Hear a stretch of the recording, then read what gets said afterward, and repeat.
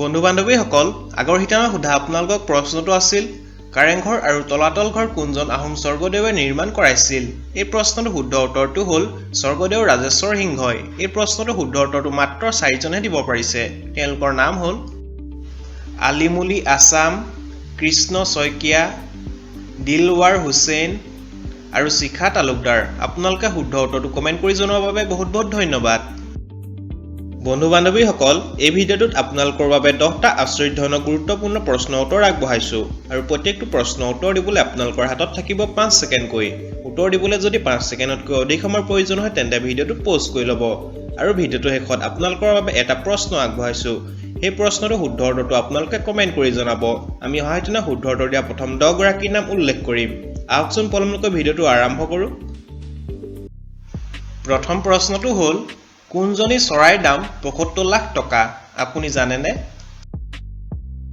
আপোনালোকে এনে ধৰণৰ 10টা অজান তথ্য জানিবৰ বাবে ভিডিঅ'টো শেষলৈকে চাই থাকিব এই চৰাইজনীৰ নাম হ'ল চুৰাকাফ এই চৰাইজনীয়ে প্ৰতি ছেকেণ্ডত নিজৰ ৰং সলনি কৰি থাকে হেইহে এই চৰাইজনীৰ দাম ইমান বেছি 2 নম্বৰ প্ৰশ্নটো হ'ল কোনবিধ গছৰ পাতত তেল দিয়াৰ লগে লগে জ্বলি উঠে সময় আৰম্ভ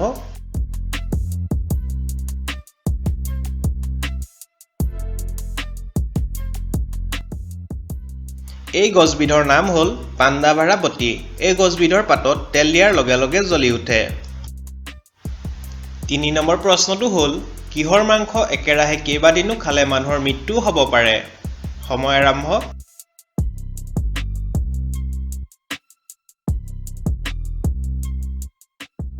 এই প্ৰশ্নটোৰ উত্তৰটো হ'ল শহাপহুৰ মাংস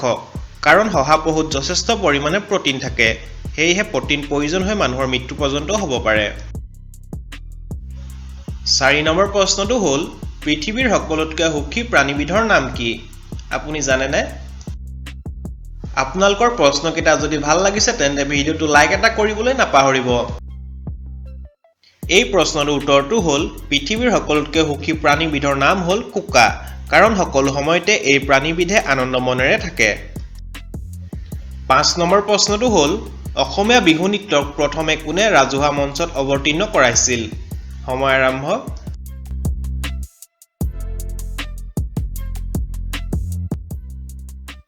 এই প্ৰশ্নটোৰ উত্তৰটো হ'ল অসমীয়া বিহু নৃত্যক প্ৰথমে ৰাধা গোবিন্দ বৰুৱাই ৰাজহুৱা মঞ্চত অৱতীৰ্ণ কৰাইছিল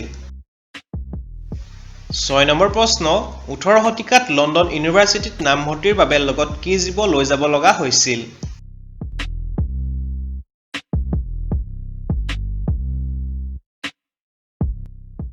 এই প্ৰশ্নটোৰ উত্তৰটো হ'ল 18 শতিকাত লণ্ডন ইউনিভাৰ্চিটিত নামভৰ্তিৰ বাবে লগত কুকুৰ বা মেকুৰী লৈ যাব লগা হৈছিল কাৰণ তাত থকা বাঘক এই কুকুৰ বা মেকুৰী খাব দিয়া হৈছিল 7 নম্বৰ প্ৰশ্নটো হ'ল সৌৰজগতৰ কোনটো গ্ৰহত দিন ৰাতি নহয় সময় আৰম্ভ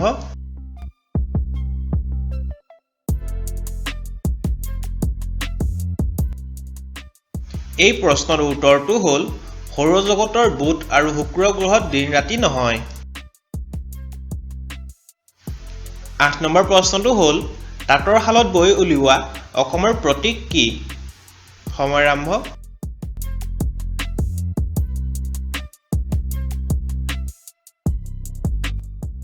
আপোনালোকে সকলোৱে জানেই চাগে অসমৰ তাঁতৰ শালত বৈ উলিওৱা অসমৰ প্ৰতীক হ'ল গামোচা 9 নম্বৰ প্ৰশ্ন কোনখন দেশৰ প্ৰত্যেকজন ব্যক্তিয়ে 18 মাহৰ বাবে মিলিটাৰী সাৰ্ভিস কৰিব লাগে আচৰিত দেশৰ আচৰিত নিয়ম নহয়নে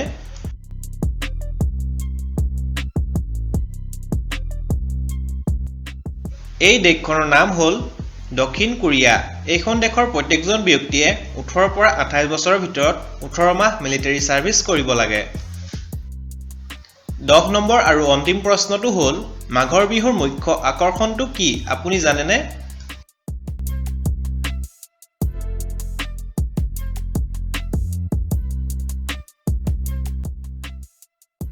এই প্ৰশ্নটোৰ উত্তৰটো হ'ল মেজি আৰু ভেলাঘৰ হ'ল মাঘৰ বিহুৰ মুখ্য আকৰ্ষণ